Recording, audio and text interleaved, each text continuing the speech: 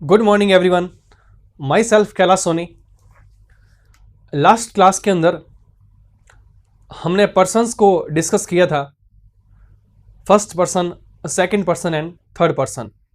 I, we, you, he, she और they. उसको बहुत अच्छी तरीके से हमने समझा था। उसी की कड़ी में आगे चलते हुए आज हम देखेंगे पार्ट्स ऑफ स्पीच के बारे में। टॉपिक तो हमारा टेंस शुरू होने वाला था, लेकिन टेंस से भी पहले के जो बेसिक कॉन्सेप्ट है छोटे छोटे, जैसे पर्सन्स, वो मैंने आपको करवा दिए। और अब सेकंड है पार्ट्स ऑफ स्पीच। अब ये भी करवाना इसलिए ज़रूरी है कि जब हम सेंटेंस बनाएंगे, व्हेन वी मेक सेंटेंस, जब हम सेंटेंस बनाते हैं, we see many types of words, हम बहुत तरीके के शब्द देखते हैं। तो वो शब्द को आइडेंटिफाई करने के लिए, पहचानने के लिए, उसका मीनिंग प्रॉपर समझने के लिए, उस सेंटेंस के अंदर वो किस लिए आया है ये देखने के लिए हम पार्ट्स ऑफ स्पीच पहले पढ़ेंगे। पार्ट्स ऑफ स्पीच की जो है, मैं आपको भी यहां पर सिर्फ जनरल इंट्रोडक्शन दूंगा।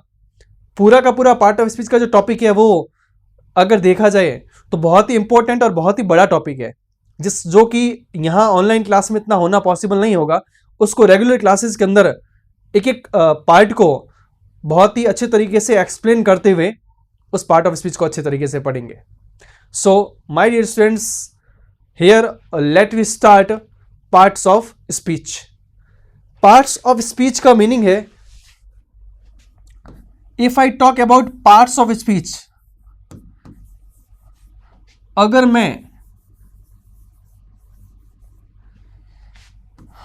मैं बात करूं शब्द भेद की, वाक्य के अंदर कितने कैटेगरी के शब्द हो सकते हैं। If I talk about words in the sentence, how many types of words are there, वहां कितने के तरीके के शब्द जो है यहां पर है। तो इसको देखने के लिए पार्ट्स ऑफ स्पीच हम ले रहे हैं। पार्ट्स ऑफ स्पीच माने शब्द भेद, यानी कि किसी सेंटेंस के अंदर कितने तरीके के वर्ड हो सकते हैं। फॉर एग्जाम्पल, जैसे हमने कल भी लिया था, जैसे राम गोज टू स्कूल, तो राम हमारा सब्जेक्ट हो गया और सब्जेक्ट के साथ ही नाउन हो गया, गोज मेन वर्ब हो गई, टू प्रीपोजिशन हो गया और स्कूल इसका ऑब्जेक्ट हो गया और साथ ही साथ में नाउन भी हो गया। तो पार्ट्स ऑफ स्पीच के अंदर there are 8 types of part of speech.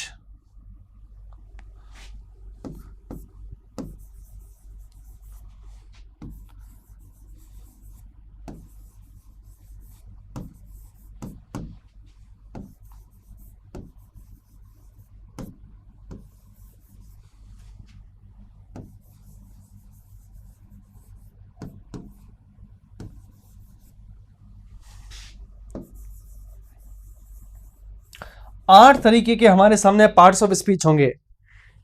इसके 8 भाग है, और अगर 8 भागों की बात करूं, 8 पार्ट की बात करूं, तो ये वो पार्ट है कि जब हम कोई भी वाक्य देखते हैं, कोई भी सेंटेंस जब हम देखते हैं, तो इन्हीं पार्ट्स में से, है ना, इन्हीं पार्ट्स, यही पार्ट्स हमको सेंटेंस के अंदर देखने को मिलते हैं। तो सबसे पहले देखते हैं कि ये 8 पार्ट्स कौन कौन से हैं।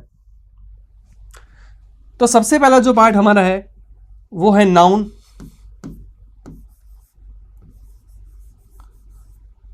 सेकंड हमारा पार्ट है प्रोनाउन।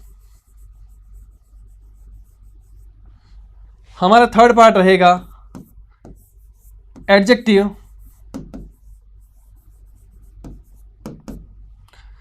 हमारा फोर्थ पार्ट रहेगा वर्ब।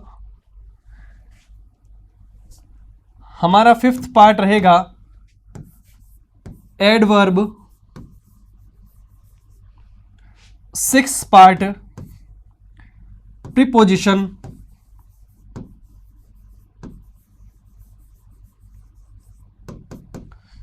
7th part conjunction. और 8th पार्ट जो हमारा रहेगा वो होगा इंटरजेक्शन।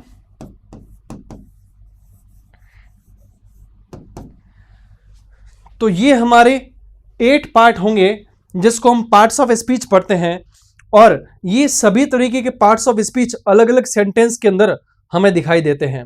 तो सबसे पहले हमको इनको समझना होगा कि होते क्या है। If I talk about noun, अगर मैं नाउन की बात करूं तो नाउन का मीनिंग होता है संज्ञा। मैं सिर्फ इसका जनरल इंट्रोडक्शन यहां दे रहा हूं, ये हो जाएगी संज्ञा। और अगर प्रोनाउन की बात करूं तो वो हो जाएगा हमारे लिए सर्वनाम। वो क्या हो जाएगा? सर्वनाम।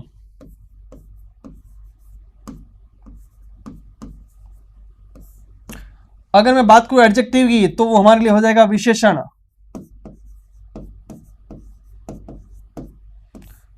वर्ब यानी क्रिया।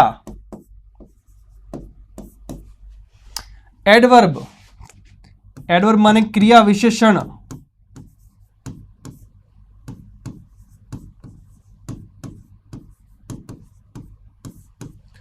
प्रीपोजिशन, संबंध बोधक।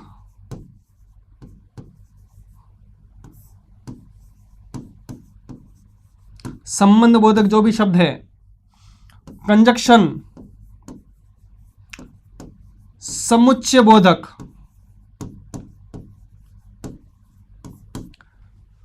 और इंटरजेक्शन जो एक्सक्लेमेटरी साइन के होते हैं, विस्मयादि बोधक।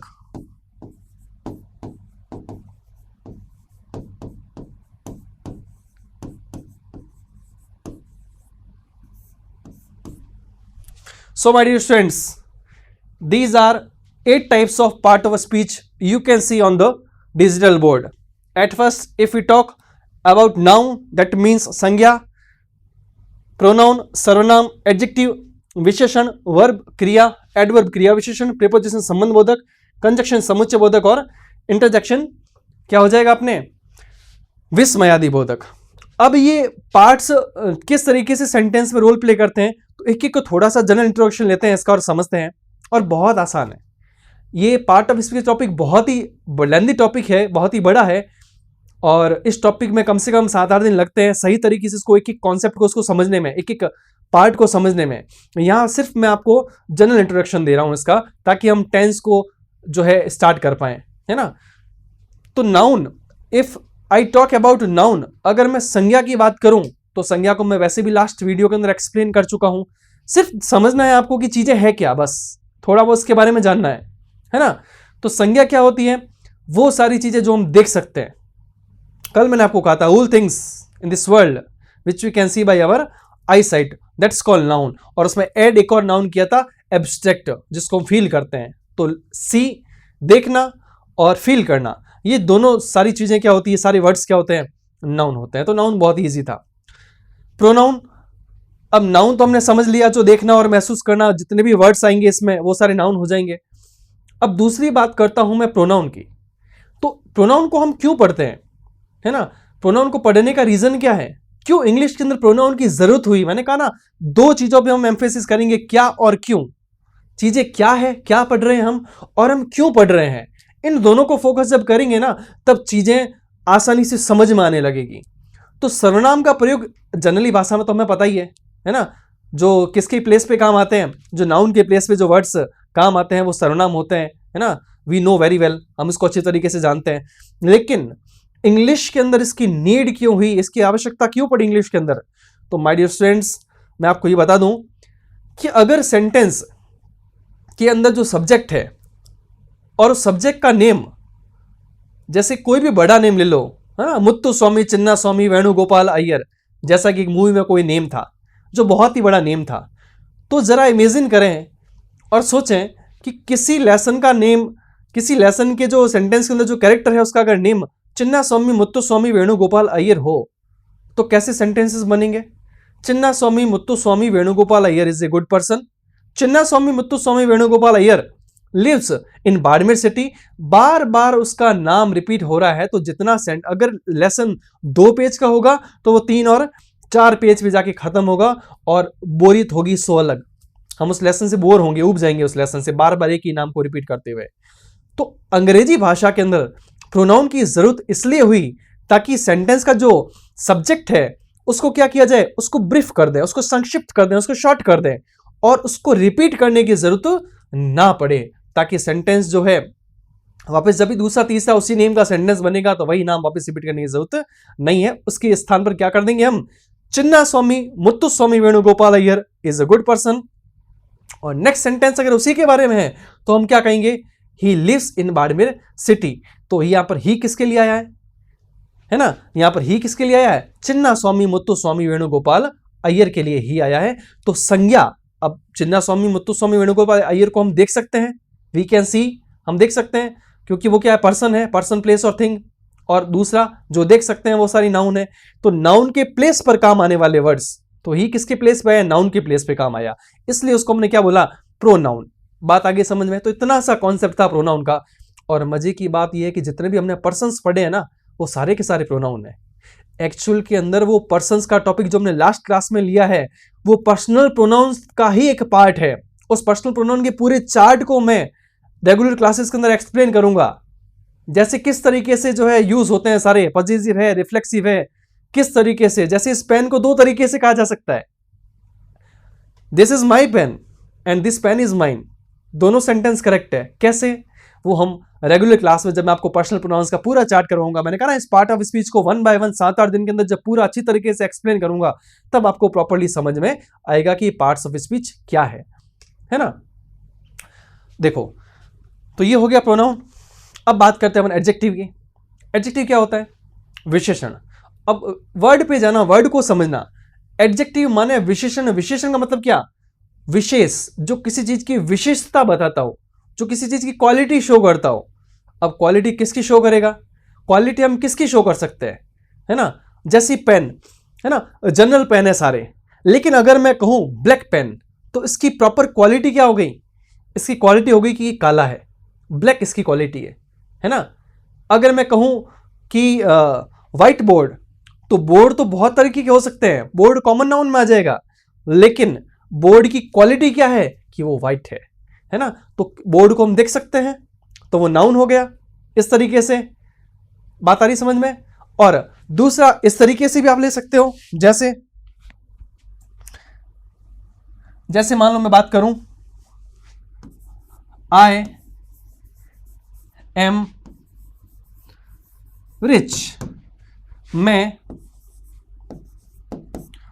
अमीर हूं। आई एम रिच, मैं अमीर हूं। तो यहां रिच क्या होगा, यहां रिच क्या होगा, यहां रिच हो जाएगा एडजेक्टिव। यहां रिच क्या होगा, यहां रिच होगा एडजेक्टिव। अब बताओ क्यों रिच यहां पर एडजेक्टिव इसलिए होगा क्योंकि ये यहां पर क्या है, ये यहां पर प्रोनाउन है। तो रिच कौन है, किसकी क्वालिटी शो हो रही है, इस आई की क्वालिटी शो हो रही है कि मैं क्या हूं, मैं अमीर हूं। और दूसरा, जैसे दिस हॉर्स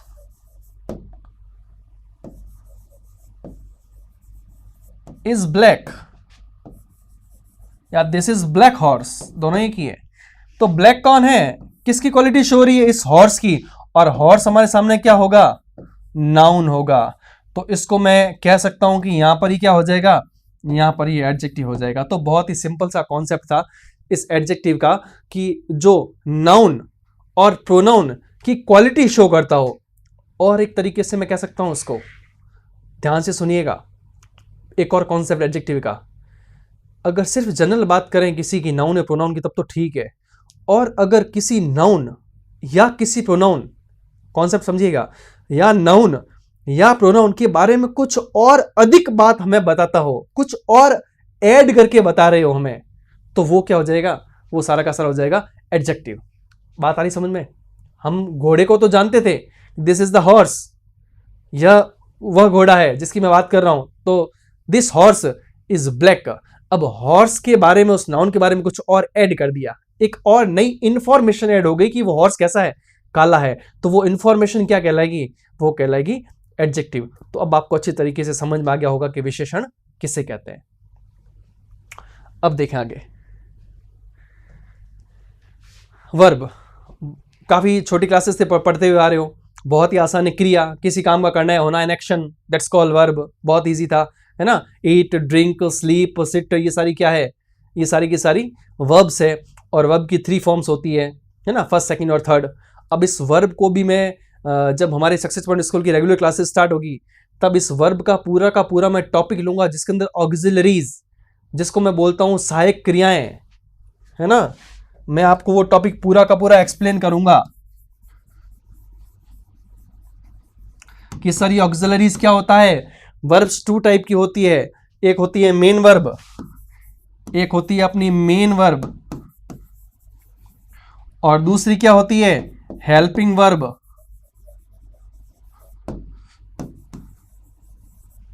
और ये दोनों को जो है अच्छी तरीके से हम जो है समझेंगे। और इफ वी टॉक अबाउट, अगर हम बात करें इस ऑक्सिलरीज की, तो ये सारी जितनी भी हेल्पिंग वर्ब्स है, ये सारी ऑक्सिलरीज जो होती है, ऑक्सिलरीज सारी की सारी क्या होती है, एक तरीके की सहायक क्रिया होती है। और ये 24 टाइप्स की होती है। There are 24 types of auxiliaries. English grammar के अंदर 24 तरीके की सहायक क्रिया होती है। और सहायक क्रिया क्या काम करती है वाक्य के अंदर, सहायक क्रिया जो हेल्पिंग वर्ब है वो हमेशा क्या वर्क करती है, मेन वर्ब की सेंटेंस बनाने में हेल्प करती है। जो टेंस के सारे सेंटेंस होंगे, एक्टिव पैसिव के होंगे, वो सारे हेल्पिंग वर्ब की सहायता से ही बनेंगे। दूसरा, साथ ही साथ मैं आपको नॉलेज के हिसाब से एक और बात बताता हुआ चलूं, कभी कभार क्या होता है कि सहायक क्रिया को किसी मेन वर्ब की जरूरत नहीं पड़ती और वो खुद ही मेन वर्ब का रोल प्ले करके सेंटेंस कंप्लीट कर देती है। अब आप कहोगे सर ऐसे कैसे, तो थोड़ा सा इधर देखें।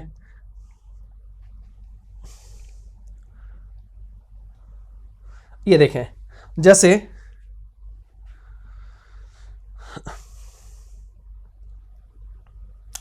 ये वाला एग्जाम मैंने लिया था, आई एम रिच। इसमें ये हो गया सब्जेक्ट, है ना,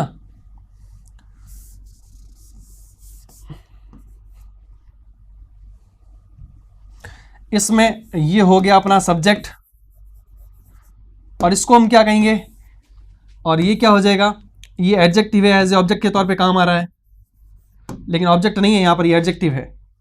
और यहाँ पर एम क्या है, इसको अपन हेल्पिंग वर्ब कहेंगे यहाँ पर।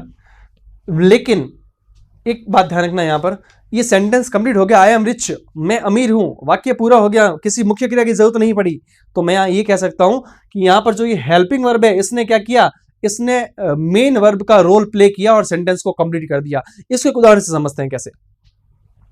मान लो आपके पिताजी की शॉप है, काफी समय से वो संभाल रहे हैं, और अगर आपके पिताजी को कहीं बाहर जाना पड़े तो शॉप उनका लड़का यानी कि आपके हवाले छोड़ के जाएं कि भाई बेटा ये शॉप को संभालना, है ना। तो आप भी जो है कोशिश करेंगे कि जिस तरीके से पिताजी संभालते थे उस तरीके से आप संभालेंगे शॉप को। तो काम तो चल रहा है ना, काम तो नहीं रुका। तो उसी तरीके से हेल्पिंग वर्ब माने कि आप, और मेन वर्ब यानी कि आपकी फादर। बात आ रही समझ में। तो मुख्य क्रिया की जरूरत होती है वाक्य के अंदर, लेकिन कभी कभी सहायक क्रिया है मुख्य क्रिया का रोल निभाकर सेंटेंस को कंप्लीट कर देती है एज अ मेन वर्ब का रोल प्ले करके। बहुत सारे एग्जाम्पल ले सकते हो। वी आर इंटेलिजेंट, हम बुद्धिमान है ना। वी आर पुअर, हम गरीब है। बात आ रही समझ में। तो इस तरीके से कोई भी एग्जाम्पल ले सकते हैं, जैसे वी आर ऑनेस्ट, हम क्या है, ऑनेस्ट, हम ईमानदार है। तो मेरे कहने का मतलब हमें ऐसे भी कई वाक्य देखने को मिलेंगे जहां पर मेन वर्ब उस सेंटेंस में होगी ही नहीं। तब ये मत समझिएगा, तब मैं अगर आपसे ये पूछूं कि ये वाक्य किस टेंस का है, तो आप सिर्फ इतना कह सकते हैं कि अगर इज़-एम-आर है, बीच में यूज हुआ है जैसे यहां, तो आप कहेंगे कि प्रेजेंट का है। और अगर आई वॉज रिच होता तो पास्ट का हो जाता कि मैं अमीर था। तो जब मैं आपसे ये पूछूं कि ये वाक्य किस टेंस का है, तब आप कहोगे सर प्रेजेंट का है या पास्ट का है या फ्यूचर का है। इस तरीके से आप कहोगे, क्योंकि उसके अंदर कोई टेंस यूज, मतलब प्रॉपर टेंस यूज नहीं हो रहा है। टाइम की सिर्फ बात हो रही है कि प्रेजेंट का वाक्य है या पास्ट का है या फ्यूचर का है। तो इसको अच्छी तरीके से जब वर्ब वाला कॉन्सेप्ट रेगुलर क्लास में आएगा तब मैं आपको एक्सप्लेन करूंगा।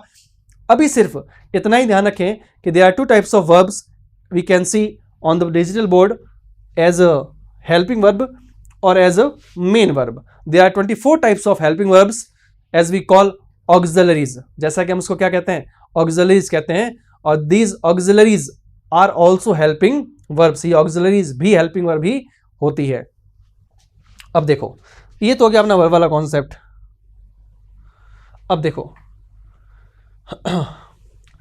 ये वर्ब बहुत इजी थी। उसके बाद हम चलते हैं एडवर्ब, है ना। उसके बाद चलते हैं एडवर्ब। अभी एडवर्ब क्या होता है ना।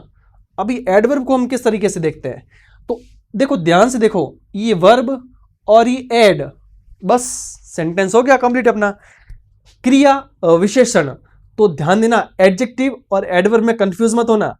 जब एडवर्ब की बात आए तो क्रिया के साथ कुछ ऐड हो रहा है, यानी कहने का मतलब क्या, ध्यान से इस कॉन्सेप्ट को समझना है ना। विशेषता में मत जाना, क्वालिटी में ज्यादा मत जाना, बस ये समझना कि जो नाउन और प्रोनाउन के बारे में कुछ एक्स्ट्रा चीज बताए, कुछ एक्स्ट्रा हमको क्या दे, इंफॉर्मेशन दे, वो तो हो जाएगा एडजेक्टिव। और जो वर्ड्स वर्ब के बारे में कुछ एक्स्ट्रा बताए, है ना, वर्ब को और मॉडिफाई कर दे, वो सारा क्या हो जाएगा, एडवर्ब हो जाएगा। जैसे मान लो Ramesh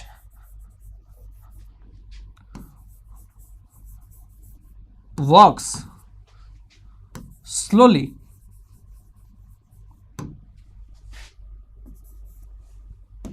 I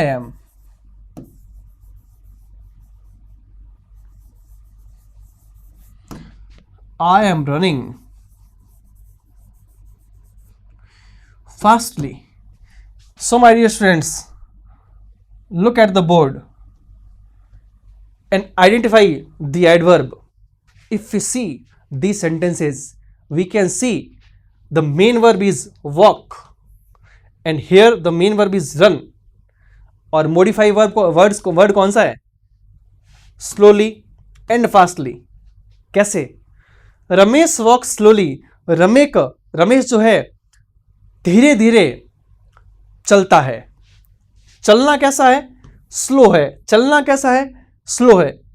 I am running fastly, मैं तेजी से दौड़ रहा हूं, तो मेरा दौड़ना कैसा है, तेज। तो इस रन को भी मॉडिफाई कर रहा है। एक तो जनरली होता है रनिंग, है ना, आई एम रनिंग, मैं भाग रहा हूं और मेरे पीछे कुत्ता दौड़ा दो या आपके पीछे कुत्ता दौड़ा दो, तो रनिंग कैसी हो जाएगी, स्लो या फास्ट, फास्टली। तो मॉडिफाई किस वर्ड को किया, वर्ब को मॉडिफाई कर दिया। वर्ब जो है वर्ब है उसके बारे में और एडिशनल इंफॉर्मेशन हमको दे दी कि रनिंग भी कैसी हो रही है, फास्ट हो रही है, और वॉकिंग भी कैसी हो रही है, स्लो हो रही है। बस कॉन्सेप्ट पर जाना। अगर नाउन और प्रोनाउन की क्वालिटी बता रहा हो, नाउन या प्रोनाउन के बारे में कोई एडिशनल इंफॉर्मेशन मिल रही हो, तो वो तो सारा हो जाएगा अपने एडजेक्टिव। और अगर वर्ब की एडिशनल इंफॉर्मेशन मिल रही हो तो वो हो जाएगा एडवर्ब। वैसे एडवर्ब को जब हम पढ़ेंगे क्लासेस के अंदर तो इसको भी बहुत अच्छी तरीके से एक्सप्लेन किया जाएगा वर्ड टू वर्ड और बहुत सारे एग्जांपल से, क्योंकि एडवर्ब भी 4 टाइप्स के होते हैं, MPTR, manner, place, time and reason. मैंने कहा ना ये पार्ट्स ऑफ स्पीच का टॉपिक 7 to 8 डेज का है, इतना पॉसिबल नहीं है यहाँ पर ऑनलाइन करवाना आपको। So my dear students, success point school की यही सबसे बड़ी खासियत रहेगी कि आपको जितने भी टॉपिक आपके हैं जो आपके सिलेबस से रिलेटेड है इंग्लिश से, वो भी, और जो आपकी पिछली क्लासेस में आपसे सही तरीके से कवर नहीं हुए हैं वो भी, वो करवाना हमें इसलिए जरूरी है क्योंकि कड़ी से कड़ी जुड़ती है, लिंक से लिंक कनेक्ट होता है ना। बात आ रही समझ में, वो पहले समझना जरूरी है, फिर अगर अपना हायर और अपडेटेड कॉन्सेप्ट पढ़ेंगे ना तो वो अच्छे से समझ में आएंगे। तो पार्ट्स ऑफ स्पीच को भी मेरे द्वारा अच्छे तरीके से आपको एग्जाम्पल से एक्सप्लेन किया जाएगा, और आप आसानी से जब भी आप कोई सेंटेंस देखेंगे या आप सेंटेंस बनाने के लिए बैठेंगे तब आपको पता चल जाएगा कि मैं कौन सा वर्ड यूज कर रहा हूं लिखने में और क्यों कर रहा हूं, उसका रोल क्या है उस सेंटेंस के अंदर जो मैं बनाने जा रहा हूं। बात आ रही है समझ में। देखो तो इस तरीके से ये हो जाएगा अपने एडवर्ब। अब आगे देखो, फिर मैं preposition, if I talk about preposition, अगर मैं प्रीपोजिशन की बात करता हूं तो अभी तक आपने इस प्रीपोजिशंस के बारे में सिर्फ इतना ही पढ़ा होगा कि सर देखते हैं, इसका एग्जांपल लेते हैं। देखो प्रीपोजिशन, प्रीपोजिशन का मतलब है संबंध बोधक, संबंध बोधक। अब कैसे इसको समझेंगे, सर हमें ये पता है कि there are many types of prepositions as we read, जैसा हम पढ़ते हैं, for example at, in, under, from, for, to, across, among, between,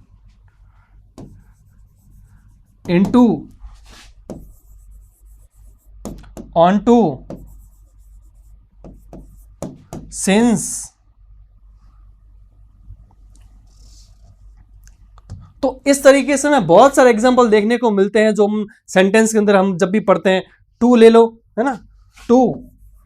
तो हम कितने प्रीपोजिशंस को याद रखेंगे, है ना। सर हमने देख लिए प्रीपोजिशंस 50-100 जितने थे, एक बार रीडिंग मार ली, लेकिन हमारे माइंड में प्रीपोजिशन का जब तक कॉन्सेप्ट सेट नहीं होगा तब तक हम पहचान नहीं पाएंगे कि सेंटेंस में कि ये वर्ड प्रीपोजिशन है या नहीं है। तो उसको कैसे पहचानना है वो समझते हैं, ना कि इन सारे शब्दों में। तो बहुत सारे शब्द है प्रीपोजिशंस के, बहुत सारे वर्ड्स है, कितना क्रैम करोगे आप।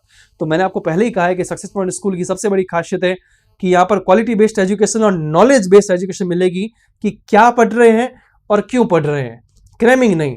तो इस कॉन्सेप्ट को समझते हैं कि प्रीपोजिशन सेंटेंस में क्या कहता है। एक एग्जांपल लेते हैं इसका,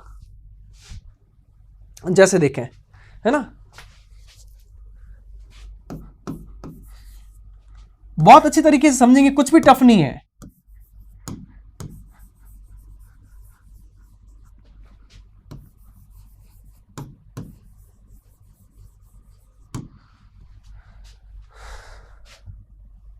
यहां मैंने सेंटेंस लिखा, the cat is under the table. तो द कैट, ध्यान से देखना, ये हमारा क्या होगा, नाउन। इसको मैं कह सकता हूं कि द कैट हमारी क्या है, संज्ञा। यहां पर बाइलिंगुअल स्टडी होगी। फिर आपको एक और चीज क्लियर कर दूं मैं, यहां पर हिंदी मीडियम और इंग्लिश मीडियम दोनों तरीके से आपको यहां पर अध्ययन करवाया जाएगा, है ना, दोनों तरीके से आपको एक्सप्लेन किया जाएगा। If you want to write in English I will help you, और अदरवाइज अगर आप हिंदी में लिखना चाहें तो आप हिंदी में लिख सकते हैं, कोई दिक्कत नहीं है। मैंने यहाँ पर हेल्प वर्ड जो है इसलिए यूज किया क्योंकि डिफिनेशंस मेरी नहीं आपकी खुद की होगी, आप खुद उसको बनाने में कैपेबल होंगे। इस तरीके से आपको यहां पर पढ़ाया जाएगा। देखें आगे, नाउन यानी संज्ञा, है ना, ये हो जाएगी संज्ञा। अब इस कैट को, इस बिल्ली को मैं देख सकता हूं, इस बिल्ली मौसी को मैं देख सकता हूं, ठीक है।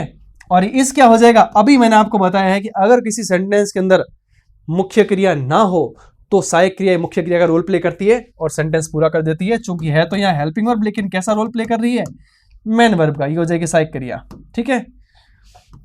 और द टेबल अपना ऑब्जेक्ट और अंडर। अब यूं तो आपने काफी टाइम पढ़ रखा है कि सर अंडर है तो सीधी सी बात है प्रीपोजिशन है, चलो आपको इतना तो आता है, मैं मानता हूं। और अंडर का मतलब नीचे भी होता है, और आप इस पूरे वाक्य का अर्थ भी निकाल दोगे सर कि बिल्ली टेबल के नीचे है, यहां तक ठीक है। अब थोड़ा सा वापस बैक जाइए, इस वर्ड को देखिए, यहां मैंने एक शब्द लिखा है संबंध बोधक। जो संबंध बताता हो, जो रिलेशन बताता हो, वो प्रीपोजिशन होता है। लेकिन रिलेशन किसका, अब देखें, ये नाउन और टेबल को भी हम देख सकते हैं। So I can say the table is also noun. If I talk about table, ये भी क्या हो जाएगी, संज्ञा हो जाएगी हमारे। अब देखो, अब अगर मैं बिल्ली की बात करूं और या टेबल की बात करूं, तब हमें कुछ भी पता नहीं चल रहा इन दो शब्दों से। लेकिन ध्यान देना, यहां पर अगर मैं यहां पर जैसे ही इस अंडर का एग्जांपल लेता हूं, यहां मैं लिखता हूं नीचे, यहां मैंने लिखा नीचे।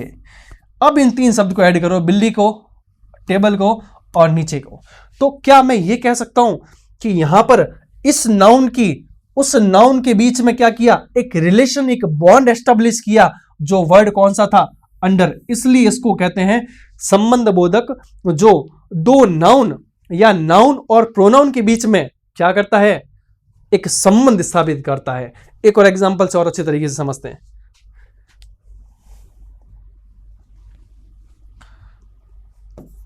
आई एम sleeping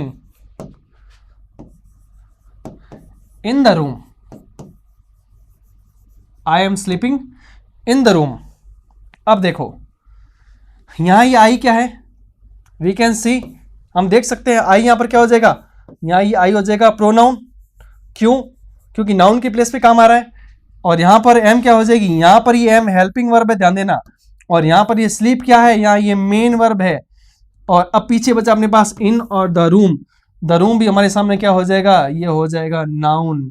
अब पीछे बचा इन।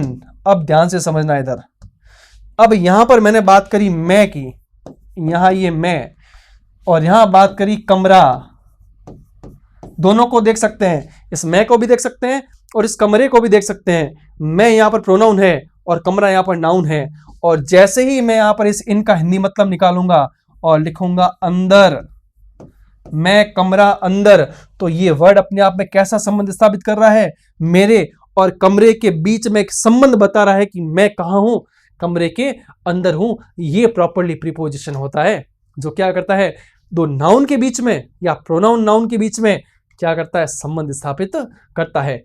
मेरे प्रिय विद्यार्थियों, अब शायद आप प्रीपोजिशन को अच्छे तरीके से समझ गए होंगे और इसके भी अलग अलग तरीके के एग्जाम्पल किस तरीके से कंपटीशन में पूछे जाते हैं, किस तरीके से एग्जाम्स में पूछे जाते हैं।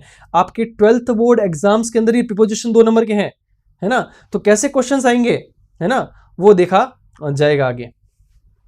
तो इस तरीके से हो जाएगा अपने ये प्रीपोजिशन जो नाउन प्रोनाउन और प्रोनाउन नाउन के बीच में क्या करेंगे, रिलेशन मेंटेन करेंगे। अभी सिर्फ जनरल बात है ना, पार्ट ऑफ स्पीच की सिर्फ जनरल बात है कि होती क्या क्या है, अभी सिर्फ हम ये पढ़ रहे हैं। अब चलते हैं आगे। अब देखें,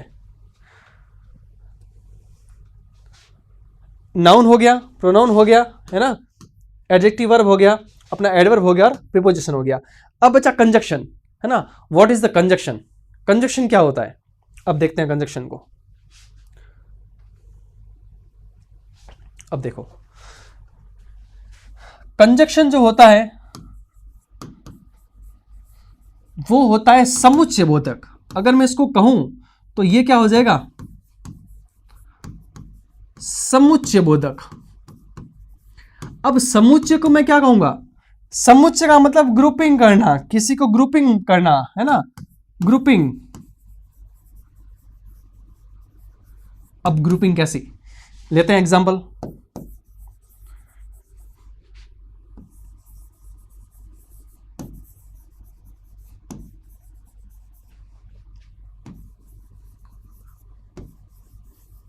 बहुत आसान है, अंग्रेजी इतनी आसान है, बस इसको आराम से एक एक वर्ड को जितना मैं समझा रहा हूं उतना अगर आपके समझ में आ गया तो 1 साल के अंदर आप इंग्लिश में 4 स्किल में आप अपडेट हो जाएंगे और you can easily make any sentence और speak any sentence if you want to, अगर तुम चाहते हो।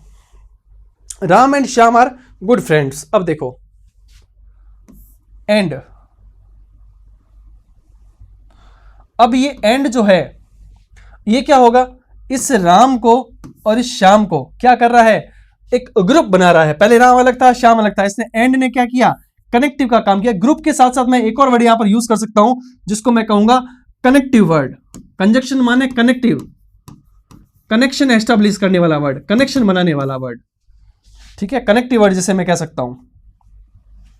देखो, Ram and Shyam are good friends, तो यहां पर एंड क्या हो जाएगा, यहां पर एंड हो जाएगा हमारा कंजक्शन।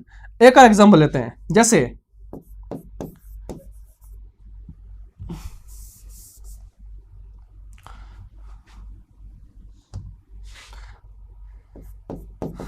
ही इज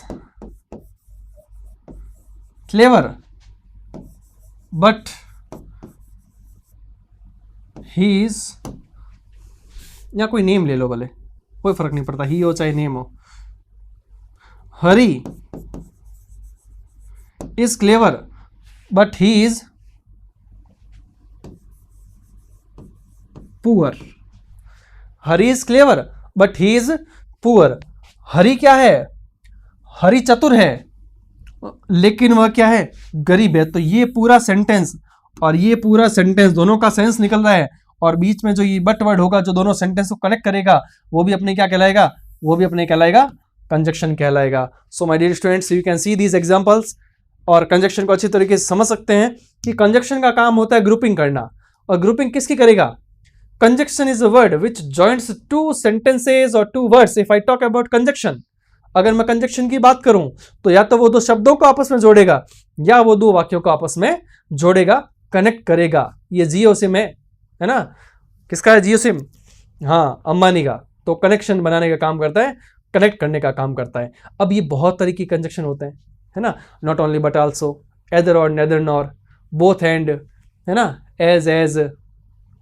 तो ये सारे तरह की कंजक्शन मैं आपको रेगुलर क्लासेस में विद एग्जांपल्स आपको करवाऊंगा। अभी सिर्फ आपको ये बता रहा हूं कि कंजक्शन होता क्या है। अगर कोई सेंटेंस देख लें और उसमें कोई एक ऐसा वर्ड दे रखा हो जो कहीं ना कहीं क्या कर रहा हो, टू वर्ड्स को या टू सेंटेंस को कनेक्ट कर रहा हो, तो हम सीधे से बोल देंगे कि ग्रुपिंग का काम कर रहा है, कनेक्टिंग का काम कर रहा है, इसलिए क्या हो जाएगा, कंजक्शन हो जाएगा। बस मेरे प्रिय विद्यार्थियों, इसी तरीके से आपको समझते हुए चलना है। नेक्स्ट अपन चलते हैं, जो अपना फाइनल रह गया है, इंटरजेक्शन। इंटरजेक्शन को समझ लेते हैं।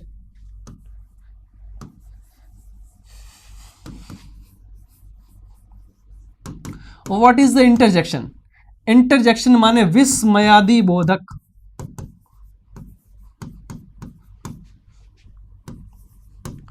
अब मेरी बात सुनिएगा, मैं कह रहा हूं सिर्फ हिंदी वर्ड पे जाइएगा। विस्मय की बात करूं तो विस्मय का मतलब क्या होता है? एक आश्चर्यचकित होना, शॉक्ड होना, एकदम से कुछ नई ऐसी चीज पता चलना जो पहले कभी पता नहीं थी हमें, या पहले कभी देखी सुनी नहीं थी। फॉर एग्जाम्पल, जैसे मान लो पहली बार आप, have you ever seen the Taj Mahal? क्या कभी आपने ताजमहल देखा? और जब आपने उसको फर्स्ट टाइम देखा होगा तो आई श्योर है ना कि तुमने क्या कहा होगा, वाओ कितना जो है, हाउ ब्यूटीफुल इट इज, कितना जो है यह सुंदर है। इस तरीके से जैसे किसी फ्लावर को देखा तो क्या कहेंगे, wow what a beautiful flower it is. तो कहने का मतलब ये है कि जब हम शॉकिंग, जिस तरीके से ये वर्ड होते हैं, अब इसमें किस तरीके से पढ़ेंगे? सबसे पहले तो आप मान के चलो इसके अंदर हमेशा एक ही चीज आएगी, एक्सक्लेमेटरी साइन, है ना। इस तरीके का साइन जो विस्मयादिबोधक चिन्ह होता है वो हमेशा आएगा, वाओ, ठीक है। और हुर्रा, हुर्रे, है ना, एलास, यो यो, है ना। इस तरीके से जैसे मान लो कोई हम क्रिकेट मैच खेले और मैच जीत के अपन कहते टप्पे देते हैं ऐसे, hurray we have won the match, है ना, hurray we have won the match, है ना। इसी को एग्जाम्पल ले लो भले, hurray we have won the match.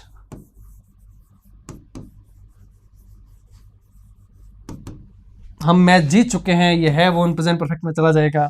दूसरा एक और एग्जाम्पल ले लो, एलास गांधी इज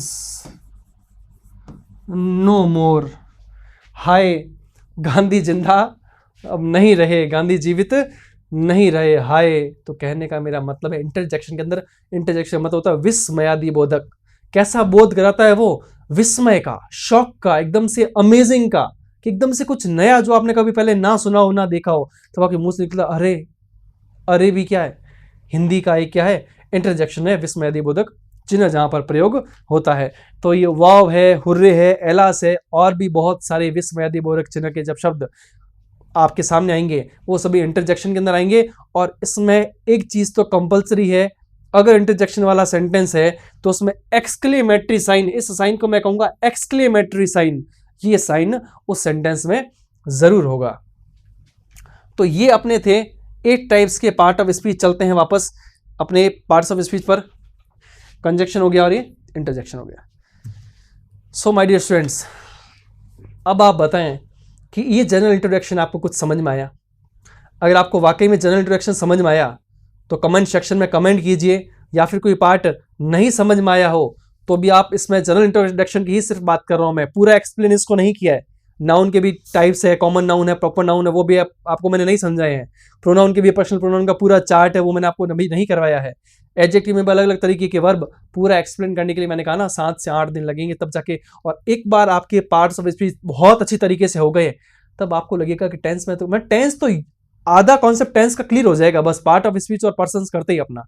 अब जब आप सेंटेंस बनाओगे तो इतना आसान लगेगा आपको होगा कि यार इतने अच्छी तरीके से सेंटेंस बन रहे हैं, अच्छी तरीके से प्रीपोजिशन कंजक्शन के यूज हो रहे हैं, वो आपको तब पता चलेगा। अभी तो सिर्फ आपकी प्रैक्टिस हो रही है, इसलिए आपको लग रहा है कि सर ये अभी क्या टेंस शुरू करने वाले थे, आपने कहा बीच में पार्ट ऑफ स्पीच ले लिया, तो उसका कोई ना कोई कारण है बेटा। पर पर्सन्स फिर पार्ट्स ऑफ स्पीच की थोड़ा सा जनरल इंट्रोडक्शन जरूरी था। नेक्स्ट वीडियो के अंदर मैं टेंस स्टार्ट करूंगा और बहुत ही बेहतरीन तरीके से टेंस को एक्सप्लेन करूंगा वर्ड टू वर्ड और एग्जाम्पल से, जो बहुत अच्छी तरीके से आपको समझ में आने वाले हैं। अगर थोड़ा बहुत भी आज का वीडियो आपको समझ में आया हो, आपको ये 8 पार्ट्स कुछ नॉलेज मिला हो, इस 8, मैंने सिर्फ अभी आपको नॉलेज दिया है कि 8 भागों का मतलब क्या, ये रोल क्या प्ले करते हैं सेंटेंस में। अभी सिर्फ आपको इतना बताया है, जनरल सी आपको जानकारी दी है, जैसे मैंने आपको सिलेबस की दी थी उसी तरीके से। पूरा इसको मैंने एक्सप्लेन नहीं किया है। एक्सप्लेन तो अच्छी तरीके से होगा क्लासेस के अंदर। बात आ रही समझ में? सो माय डियर स्टूडेंट्स, यहीं मैं अपनी इस आज की क्लास को मैं यहाँ पर फिनिश करता हूँ। और आई होप कि आपको पार्ट्स ऑफ स्पीच के बारे में जनरल इंट्रोडक्शन जो मैंने आपको दिया है वो काफ़ी हद तक समझ में आया होगा। एक बार वीडियो को पुनः देखें अच्छी तरीके से, 1-2 बार देखें, तब और अच्छी तरीके से चीज़ें क्या होगी, क्लियर होगी, स्पष्ट होगी, ताकि अच्छे तरीके से हम टेंस समझ पाएंगे। पर्सन्स और पार्ट्स ऑफ स्पीच, आप जब नेक्स्ट मेरा टेंस का वीडियो आएगा उससे पहले ये दोनों पार्ट आप ज़रूर देख लें और अपना कमेंट करके ज़रूर बताएं कि आपको ये वीडियो किस तरीके से जो है समझ में आया और किस तरीके से आपको ये एग्जाम्पल्स आपको समझ में आए, उसका फीडबैक दें। और हमारे सक्सेस पॉइंट स्कूल परिवार से आप जुड़े और हमारे यहाँ इसी बात की एश्योरिटी है, जिस तरीके से हमारे यहाँ पर पढ़ाया जाता है, अध्ययन करवाया जाता है, तो एक ही यहाँ पर चीज़ पर गौर किया जाता है कि किस तरीके से आपके मन के हर तरीके के, चाहे वो लैंग्वेज का फियर हो, चाहे किसी सब्जेक्ट को लेकर फियर हो, तो वो कैसे हटाया जाए। तो मेरे प्रिय विद्यार्थियों, एक और बात पे मैं आपका गौर चाहूँगा कि जब कभी भी हम किसी भी सब्जेक्ट को लेकर, चाहे लैंग्वेज हो चाहे अदर सब्जेक्ट हो, जब हम डर महसूस करते हैं तो ध्यान देना इस बात को लेकर कि डर का सिर्फ मतलब इतना होता है, कि हमारा पर्सनल एक्सपीरियंस है, डर का सिर्फ इतना मतलब होता है कि हमने उस सब्जेक्ट को या हमने उस टॉपिक को सही तरीके से समझा नहीं है, बस यही अपना डर होता है।